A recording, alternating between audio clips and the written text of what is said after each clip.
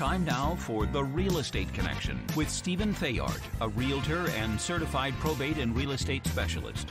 Whether you're a first-time homebuyer or a seasoned investor looking to downsize, move up, or refinance, this program is for you. Our house in the middle of our street. From probate sales to landscape design to home repairs and maintenance, this is your weekly look into all things real estate. Now your host for The Real Estate Connection, Stephen Theard.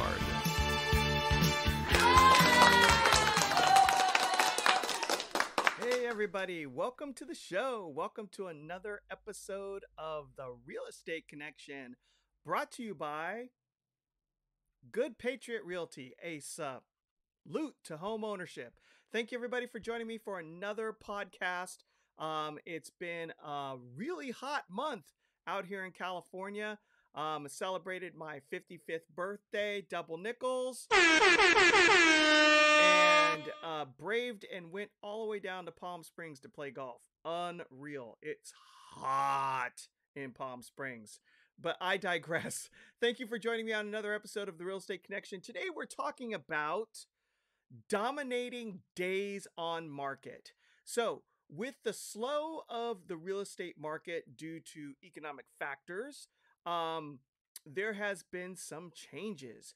Houses are sitting a little bit longer, and it's not necessarily comfortable or a good thing for a seller to have their house sit on the market for a very long time. So on today's podcast, we're going to talk about ways or reasons why your house would be sitting on the market longer than normal. Now, we are still in technically a seller's market, which basically just means there's not a lot of inventory out there. And this is across the board, all over the United States of America. There are markets that are not as popular as others that are starting to slow down in a more dramatic form than others. So if we're talking about Silicon Valley, New York City, Miami, Phoenix, high demand metropolitan areas, Nashville, Tennessee,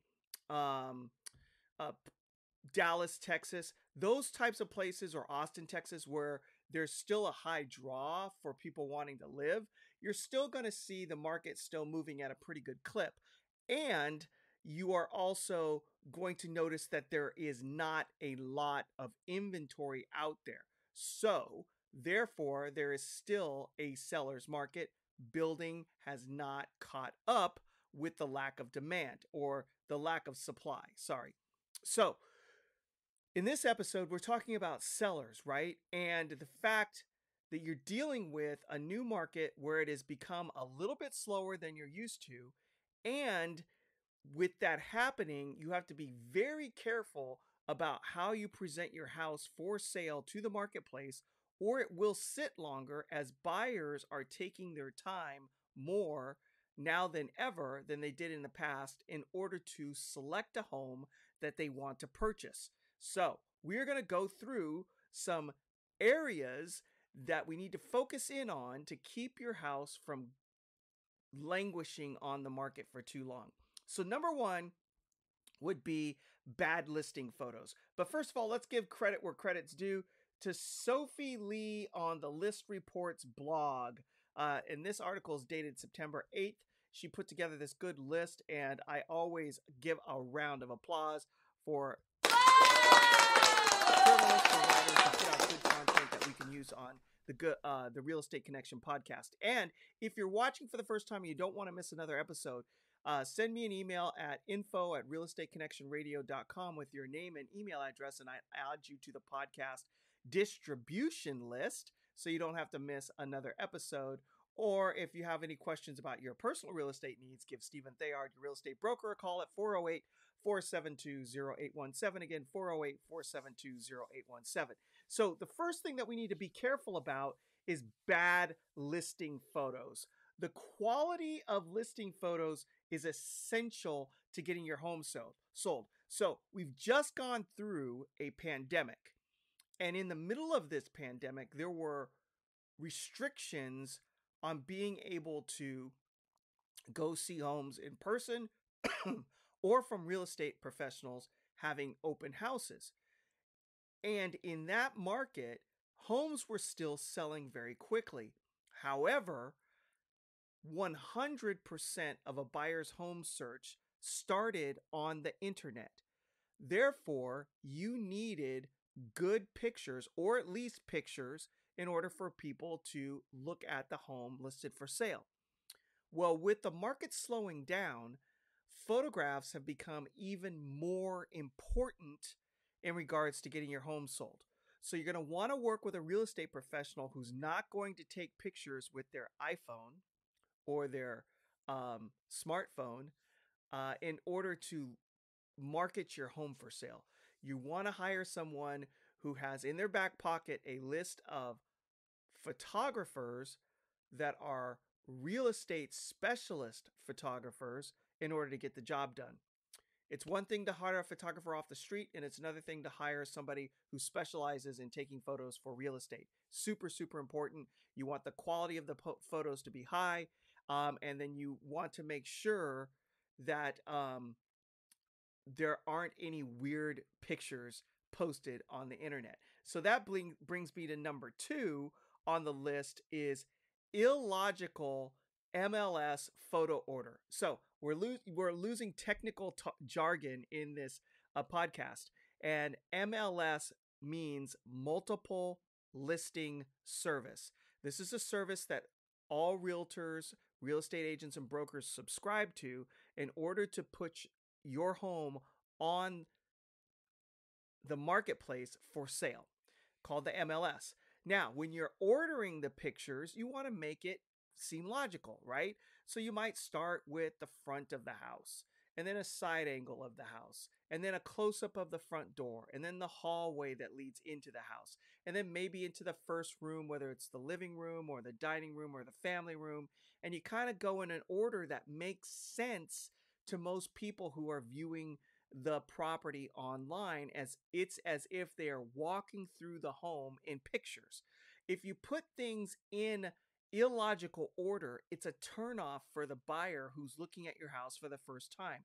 It causes confusion, and then people don't even want to come out and look at your property in person.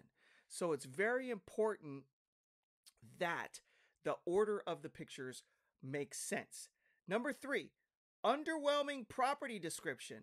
So what you don't want is a realtor who will write a property description for your house, which is basically marketing copy, right? When you're getting ready to buy something on the internet and you're reading about it, you want to be sold. You're already interested, but it kind of pushes you over the top, right? If you're super interested, if you weren't interested, you would not be reading the description of the property in the first place. And it's the same thing with everything else we buy. If you're not interested, you look at the picture and you go, I'm not interested. It's not something I want right now, and you move on, right? But if you are interested and you like the pictures, and then you're trying to see more information about the property, you're going to start reading the description that the real estate professional wrote. What you may not know is all of those descriptions that you see on Realtor.com or Zillow, they're being pulled out of the multiple listing service, and those descriptions were written by the realtor that was hired to sell the house. So it's very important that it's very descriptive and puts a positive foot forward in regards to the property. So you'll want to start off with, a tagline, gorgeous park-like setting. Boom, it sets the stage. Then you go, 4 bedrooms, 2 baths, single-story home built in, because people want to know the details. They want to know how old it is, what year it was built, how big it is, how many bedrooms and baths, and then you can go into the description of the property. Beautiful hardwood floors throughout, updated kitchen with granite slab, rainfall countertops, farm sink, new cabinets, white shaker, recessed lighting, pot filler, stainless steel appliances, go into the whole thing, right? And you're just describing all the beautiful features of the property. And that's what you need in order to get the house pushed over the top. You need to make sure that the property description is written well, which means you have to hire a real estate professional who cares about getting the job done. And if you want to talk to somebody who really does care about getting the job done, give Stephen Theard a call at 408-472-0817. Again, 408-472-0817. Stephen Theard with Good Patriot Realty, your host of the Real Estate Connection podcast, California GRE number 017000019. What's number 4? All right, this seems obvious to most people, but poor curb appeal. So in California, we're dealing with a drought. If you're going to let your lawn die, then do something with the front yard, okay? You don't want to just have a dead lawn and have the house in the front look like scrub brush. If you're going to sell your house, there are ways to keep your lawn green without wasting a lot of water. One of them is to water your grass at night. Set the timer to go off between 10 o'clock and midnight. Have the lawn watered for less amount of time, but since the sun isn't out, the water gets to actually soak into the ground and get into the grass so that it does a better job of hydrating your lawn without watering it in the middle of the day. There are ways to keep your lawn green. And then all the other stuff goes. Make sure the paint is up to speed. Make sure you've taken care of any defects, fallen trees, overgrown bushes, things of that nature. Just get the house cleaned up so that it reminds you of why you purchased it in the first place. Now, number 5 is pricing. So most times I would say number 1 is pricing, and it's at the top of the list. But in this market, you do not want to price your house at a point of where you hope it will sell, right? There's like, I've been watching Zillow, and Zillow says my house is worth $1.3 million, right? But the market's changed. It may be worth that based on the statistical numbers that Zillow's pulling from, but is that what the house is actually going to sell for? Is the marketplace receptive? You need to speak to a real estate professional to give you an idea of what the marketplace is actually receiving right now in order to get your house sold. Because the equity in your house means nothing until somebody writes you a check for it. So it's really, really, really, really important that you do not overprice your home. If you just overprice your home by 5%, you lose 10% of your buyers, right? If you price your house at fair market value, you only get 95% of your buyers, even in a good market. If you price the house just under market, you're going to get 100% of the buyers. But in a market that may be heading down, you're going to have to price and predict ahead of the market, because competition is always looking at houses that are out there, that what they're listing at, and they're going to come in underneath you to undercut you at the knees to try to get the buyers to turn their focus off of the houses that are on the market now and onto the house that's coming onto the market. Also, you want to make sure that every room that is photographed looks to have a purpose, which means you do not want to put your house on the market empty these days. Buyers want to feel comfortable about how they're going to use their house when they purchase it. So it's important that you stage your property and get it ready for sale, right? Make the rooms appealing to your audience. If you're living in an area where there's a lot of people that exercise, then you're going to want maybe one of the rooms to be dedicated as a gym and make it look like a gym. Or if there are a lot of people that are still working from home, one of those rooms has to be staged to look like an office, because people are looking for offices. And with multiple generations living with each other, you may want to set up one of the bedrooms as an in-laws quarters, something that appeals to a buyer that's looking to have a place for an elderly parent to come stay with them from time to time. So those are the things that you want to do, as well as highlight bonus features in your home. If you have RV parking, that is a huge bonus. If there's a space in the backyard that would make it really easy to add an accessory dwelling unit, then focus your advertising and your marketing copy on that aspect of the home as well, to make sure that buyers can see all of the different options they have and the potential that your house has. So if any of these ideas make sense to you, or if you're thinking about listing your house in the near future, give me a call. I'd love to talk about your particular fact pattern, about what's going on and how to get your house dominating days on market, to make sure that it's not languishing out there for a long time. Because what happens is when a house sits on the real estate market for too long, buyers smell blood in the water. They're either screaming at you in silence saying it's priced too high, and then you're going to get lowball offers, or they're going to come at you and ask for all types of stuff because they think that you're more desperate because the house has been sitting too long. So again, you want to avoid long days on market for real estate.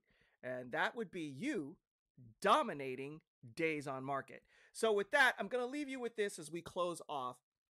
Be strong and courageous. Do not be afraid. Do not be discouraged, for the Lord your God will be with you wherever you go. Joshua 1:9. So if you're getting ready to put your house on the market for sale, be brave, be courageous. Don't procrastinate. Call a professional today. Give Stephen Theard a call at 408-472-0817. Thank you again for joining me. And if you want to find me, I'm on Apple Podcasts right there in the center of your screen. Look for The Real Estate Connection with your host, Stephen Theard. And with that, God bless you. God bless the United States of America. And we will see you next week on another episode of The Real Estate Connection. This has been The Real Estate Connection with Realtor and Certified Probate and Real Estate Specialist Stephen Theard. Licensed Cal BRE number 0170019. For more information on this program, visit realestateconnectionradio.com. To contact Stephen directly, call 408-472-0817 or email info@realestateconnectionradio.com. And be sure to tune in next week at this time for The Real Estate Connection.